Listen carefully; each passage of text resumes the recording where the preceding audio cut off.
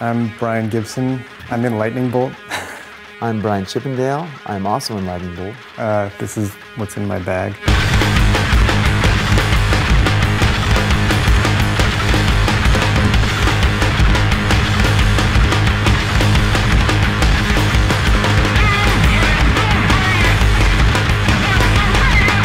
I'll start with this. I don't know anything about this record, but it's called Mystic Sounds from India, and it's from a time period that's generally good, which is 68 to 79. It's got this radical looking cover. It's sort of trippy and spooky. I just sort of picked it because of that stuff. But I mean, I assume it's just like weird chanting and like Indian melodies mixed together.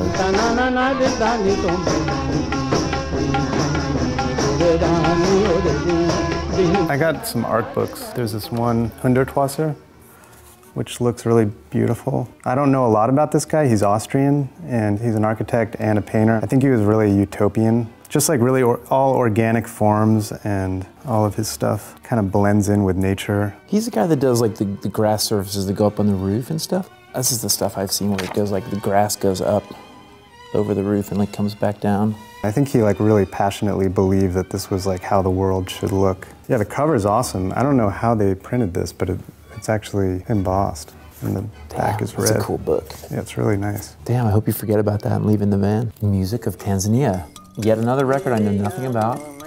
But I mean, Sublime Frequencies is an awesome label. I don't know if I've ever gotten anything from this label that's no good. The cover's just pretty stark and straightforward and beautiful. I can assume that it'll be a collection of like field recordings mixed with maybe some like found old recordings that they used, stuff like that.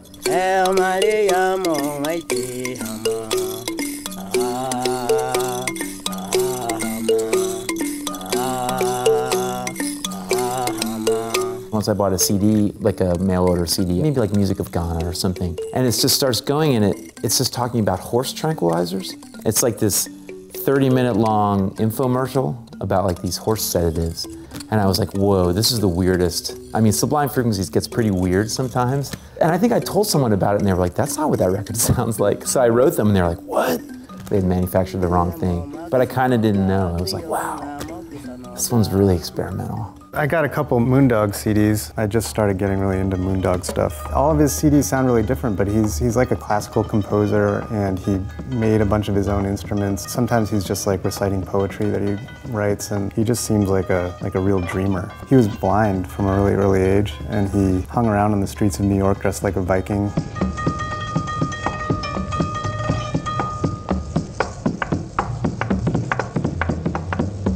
I mean, one thing I like about it is how playful and childlike it is, and mystical. It's super calming too. It's like really peaceful music. You can really hear the influence in Lightning Bolt. Definitely, yeah. I basically picked a lot of stuff I just don't have a clue. I'm always in search of drum-based music, so I just ask, employees in shops, like, what's the craziest percussive record you have, whether it's free jazz or some industrial or just anything. But so I was just talking to a guy downstairs, someone that works here. So he pointed this one out, and I was, a little skeptical about it. But then there's like this photo. This guy's got his arms crossed and he's playing drums, and that kind of is what sold it on for me. To think of what kind of music would that guy make.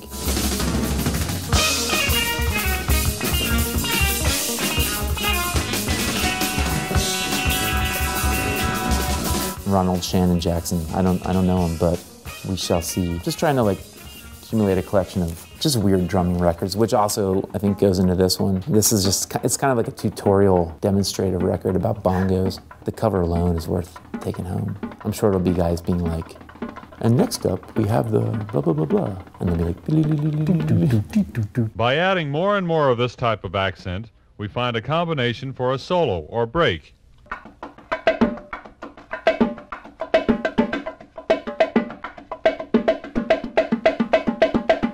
The only other thing I got was another art book. This is this really nice out-of-print Philip Guston retrospective. I mean, this guy's like my favorite painter, so it's just a really awesome thing to have. He kind of like came out of the abstract expressionist period, but then he went off on his own. He kind of came up with his own style and way of painting, and I think critics hated it for a long time, and then later on they realized he was actually the best one. But yeah, his stuff is just really interesting and simple and cool looking. That stuff's pretty funny almost. There's like some 70s underground cartooning looking stuff. He's got a little bit of that Matt Brinkman thing where his marks have this signature to them. Mm-hmm. Matt Brinkman is our friend and favorite drawer. Yeah, just one of those people that everything he draws has the magic, just conveys this sort of like magic expression. So I'm psyched about this book. See if it makes it back in the van all right.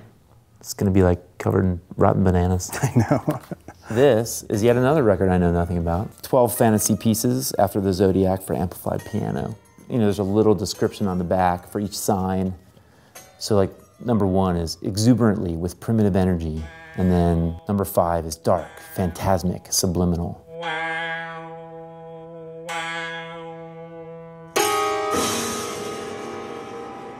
And just this crazy diagram on the cover. I guess it's just like a really weird score, especially that it's hovering in space.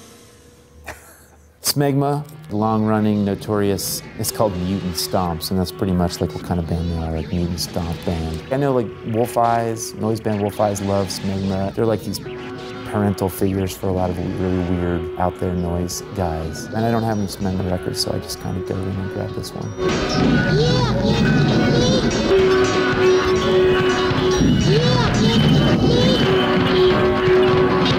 And then Flying Lotus, You're Dead, which I actually don't know much about either, other than I've heard a few tracks, but I also heard him talking about it on the radio, and it just sounds like an interesting concept, this kind of like journey through different layers of hell or death or something. But it sounded kind of cool, and also because the cover is pretty badass.